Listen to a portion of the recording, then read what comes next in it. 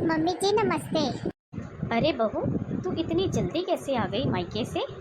तूने तो बोला था अगर 1 जुलाई को स्कूल खुलेंगे तो मैं 30 जून को आऊँगी। अभी तो 1 जून ही हुई है, 1 महीना पहले ही तू आ गई। हाँ मम्मी जी, वो क्या है ना, आपके पोते चिंटू का मन ही नहीं लगा अपनी नानी के घर पर। वो रुकने ही नहीं दिया, उसने मुझे कहता चलो दादी के पास चलो, दादी के पास चलो। इतना परेशान कर दिया था चिंटू ने मुझे कि मुझे आने के लिए मजबूर होना पड़ा। क्या बताऊँ मम्मी जी आपको, मैं मेरा तो मम्मी के घर से आने का अभी दिल ही नहीं कर रहा था। सिर्फ चिंटू की वजह से ही मैं अपनी माँ के घर से वापस आई। क्यों बेटा चिंटू, ऐसा क्या हो गया था जो तूने अपनी मम्मी को अपनी नानी के घर नहीं रुकने दिया? इतनी दादी की याद आ रही थी तुझे?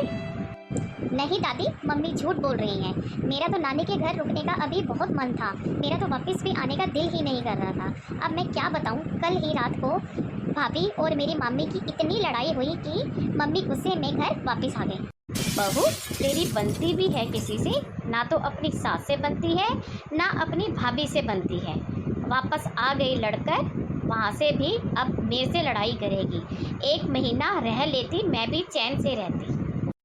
चल चिंटू, हाँ, हम दोनों दादी पोता चले अपने कमरे में। तेरी माँ तो है ही ऐसी, किसी से नहीं बनती तेरी माँ की। लड़ाई करने के अलावा तेरी माँ को कुछ नहीं आता।